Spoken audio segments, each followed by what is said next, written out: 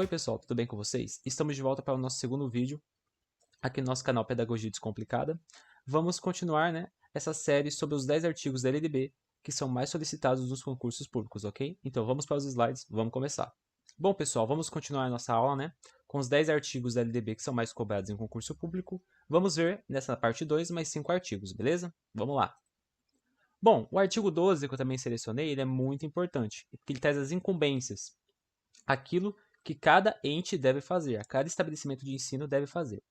O artigo 12 diz o seguinte: os estabelecimentos de ensino, respeitadas as normas comuns e as do seu sistema de ensino, terão a incumbência de elaborar e executar sua proposta pedagógica, administrar seu pessoal e seus recursos materiais e financeiros, assegurar o cumprimento dos dias letivos e horas-aula estabelecidas, velar pelo cumprimento do plano de trabalho de cada docente, prover meios para a recuperação dos alunos de menor rendimento, articular-se com as famílias e a comunidade criando processos de integração sociedade com a escola, também informar pai e mãe, conviventes, sobre os filhos, sobre a frequência escolar.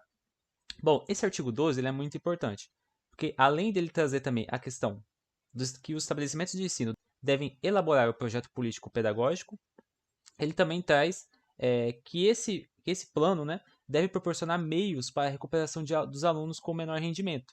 Então, isso é uma incumbência do estabelecimento de ensino, ou seja, da escola. Também, o estabelecimento de ensino, segundo o próprio artigo 12, deve promover um ambiente escolar seguro, ou seja, deve ser um ambiente seguro, que fomente o aprendizado.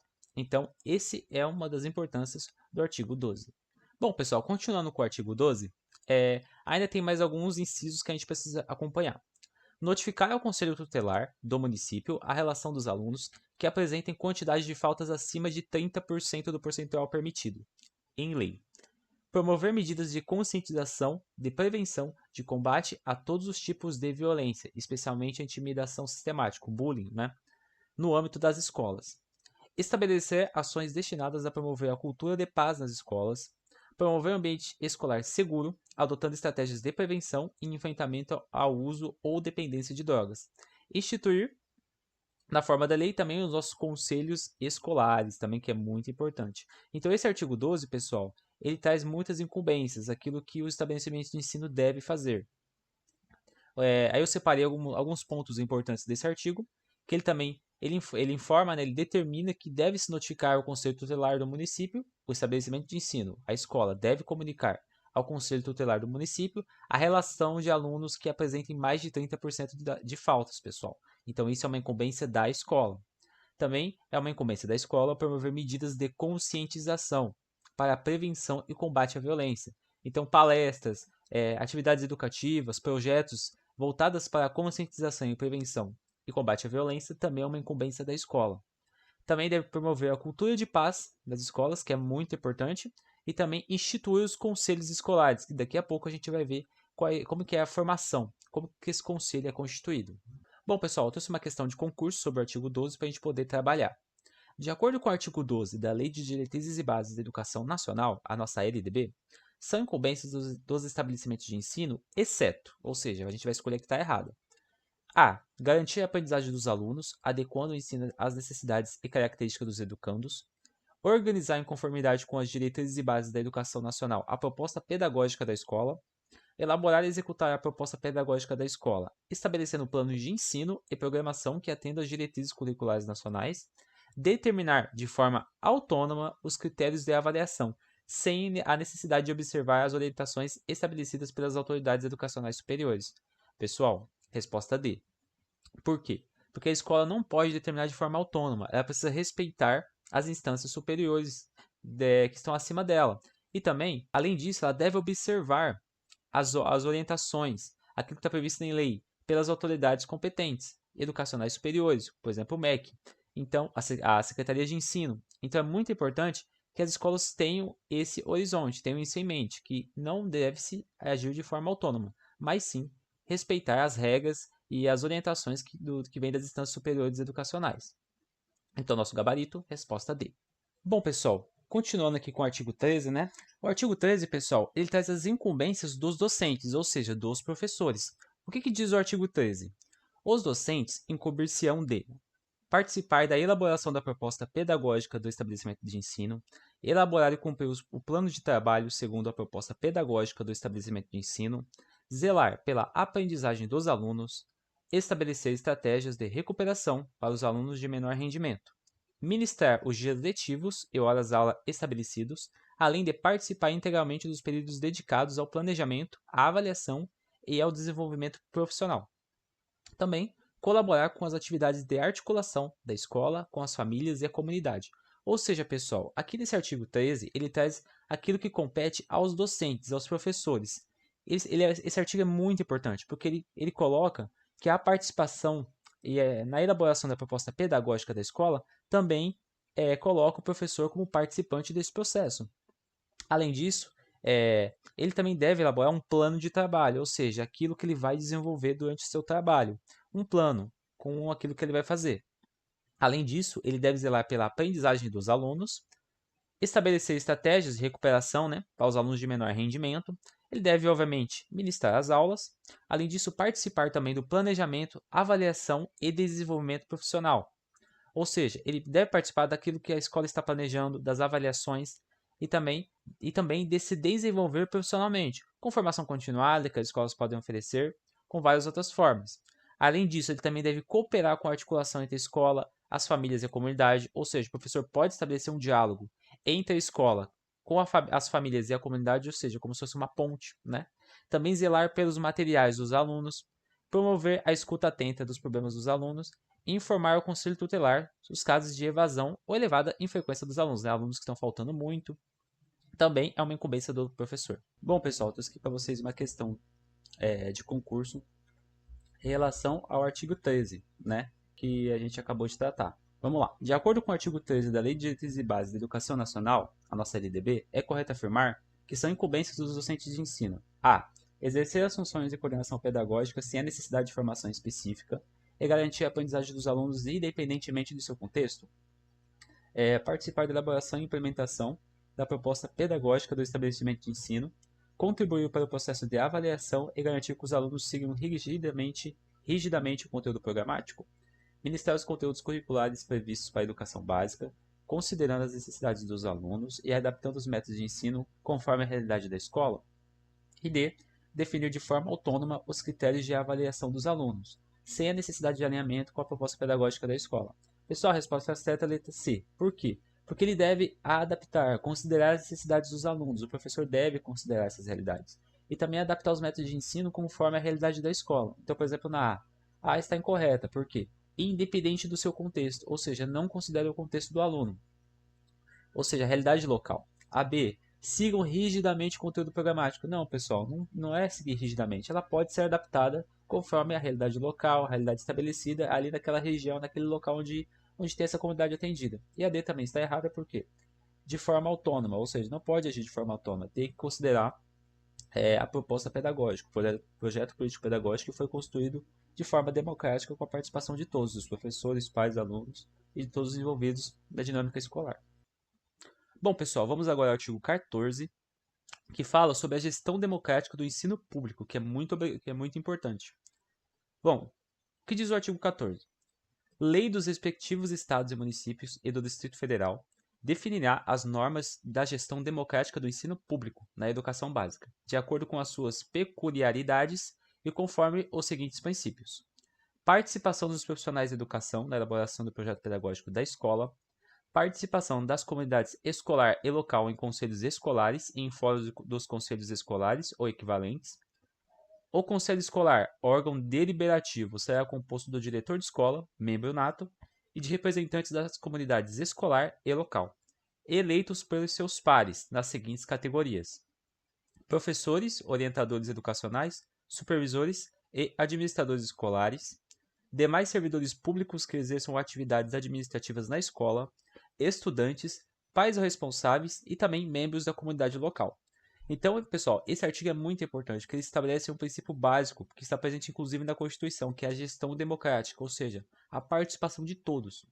Ou seja, esse artigo 14 ele coloca a participação dos profissionais de educação, da comunidade, das famílias, dos pais responsáveis, dos estudantes, então, dos professores, então é muito importante essa participação. Ou seja, ele também prega que é necessária essa participação na elaboração do PPP, do Projeto Político Pedagógico. e também a participação das comunidades escolar e local nos conselhos escolares.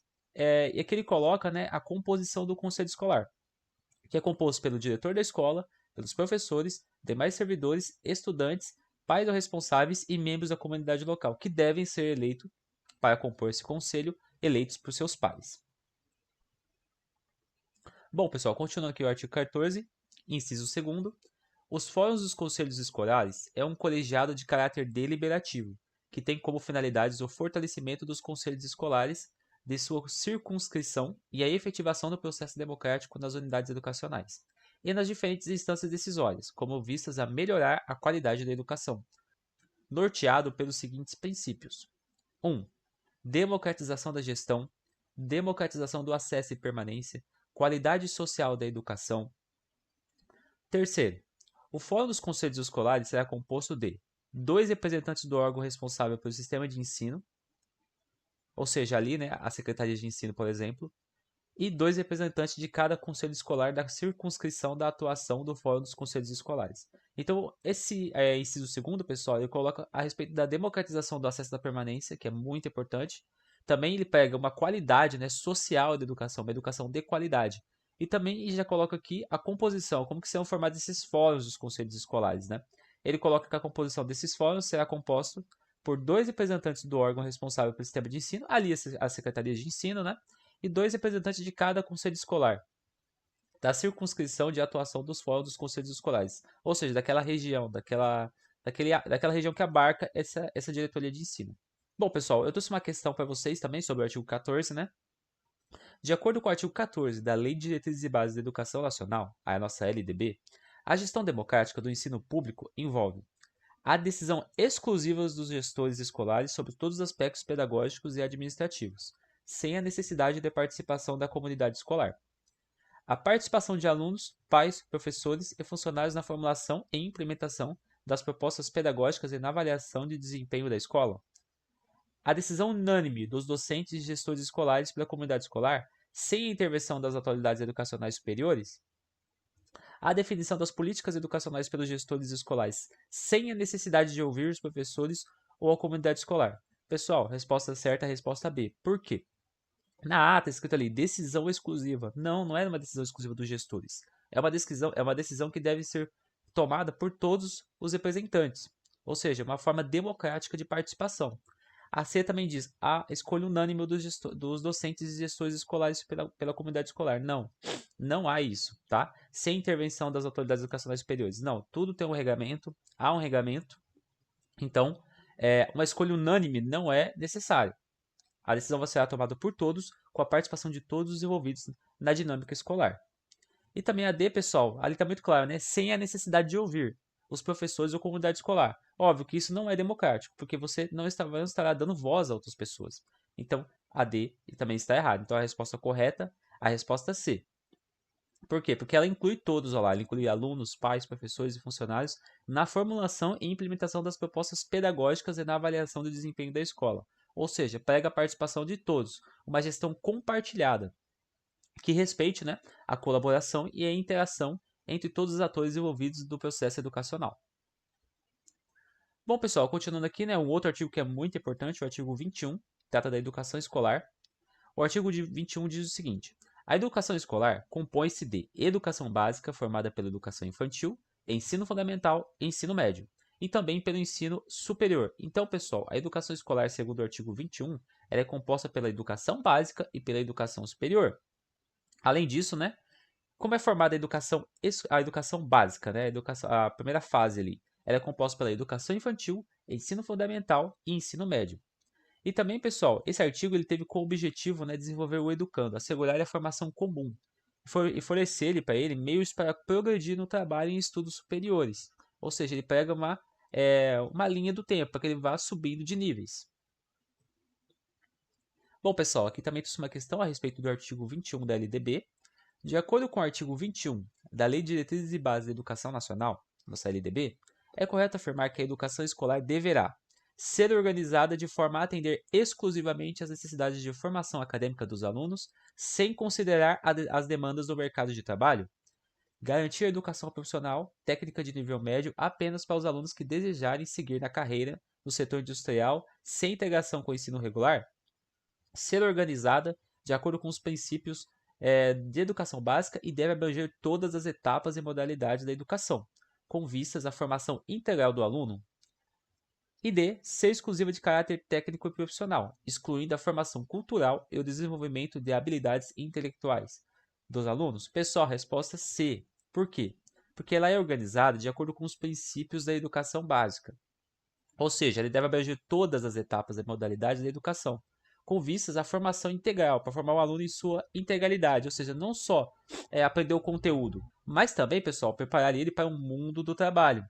Então, pessoal, ele estabelece que a educação escolar ela deve ser organizada de acordo com os princípios da educação básica, abrangendo todas as suas modalidades, como forma de garantir uma formação integral, uma formação completa, olhando o aluno como um ser humano, como um cidadão.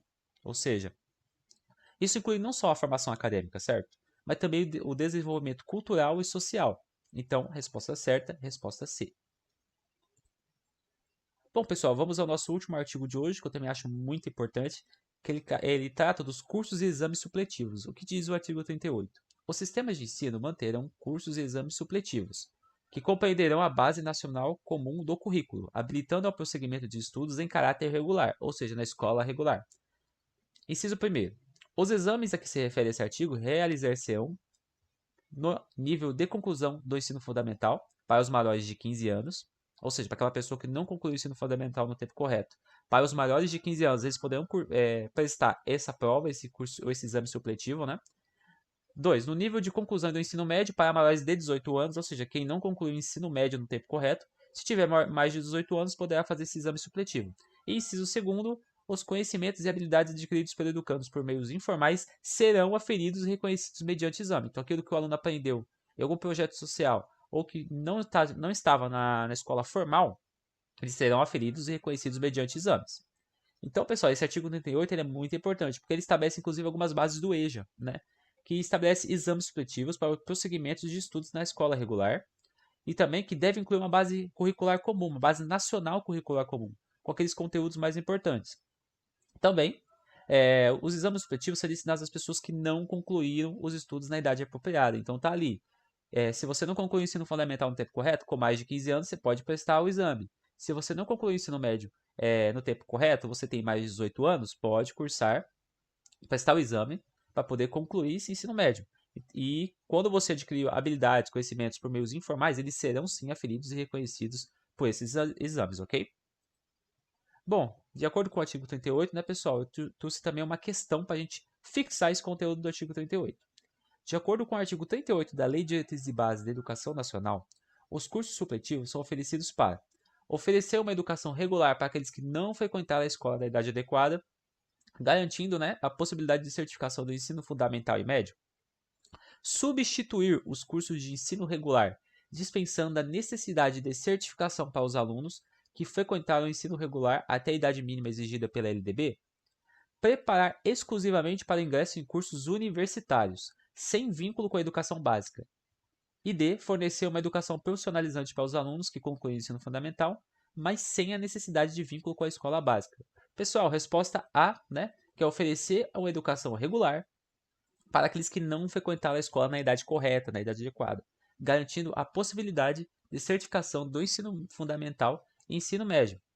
Então, pessoal, por exemplo, a gente conhece uma iniciativa relacionada a isso, que é o ESEJA, né? O ESEJA, ele dá você aplica uma avaliação que afere esses conhecimentos, o aluno passando, ele consegue a possibilidade, né, de ser certificado com ensino fundamental e ensino médio.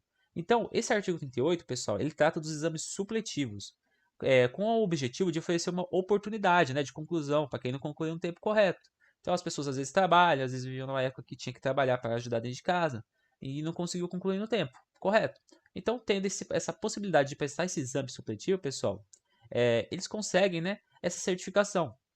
E também consegue prosseguir nos seus estudos, porque uma pessoa que não conclui o ensino médio, a partir do momento que ela presta o exame, passa e consegue a certificação, ela pode prestar um curso superior. Então é muito importante, pessoal, que isso traz uma inclusão das pessoas que não tiveram como terminar os estudos no tempo correto. Então, no caso da escola regular, né? Então, resposta certa, letra A. Bom, pessoal, concluindo o nosso vídeo, né? Esses foram os artigos que são mais pedidos em concurso público relacionados à LDB. Então, esses artigos, não que você não tenha que olhar os outros artigos, obviamente você precisa estudar todos os artigos, mas esses são os que mais caem, aqueles que são mais cobrados, aqueles que você tem que ler várias e várias vezes, fazer anotações, que vai te ajudar muito no concurso, ok? Então, pessoal, esses foram os 10 artigos, né, da LDB que são mais cobrados em concurso público. Então, durante esses dois vídeos que eu separei, né, em parte 1 e parte 2, eu trouxe 10 artigos, aqueles que mais caem, aqueles que demandam mais leitura, e os que são mais recorrentes nos concursos públicos, principalmente voltado para pedagogia. Então, se você é pedagogo, vai prestar um concurso, olhe com carinho para esses artigos e também aqueles que falam da educação infantil e do ensino fundamental, que esses são os principais, aqueles que são mais voltados para a pedagogia. Pessoal, eu gostaria de agradecer, se inscrevam no canal, deixe seu like se eu gostei, e se você estiver gostando do meu trabalho, por favor se inscreva, eu vou agradecer muito. E vamos continuar postando os novos vídeos, ok? Muito obrigado e até o próximo vídeo.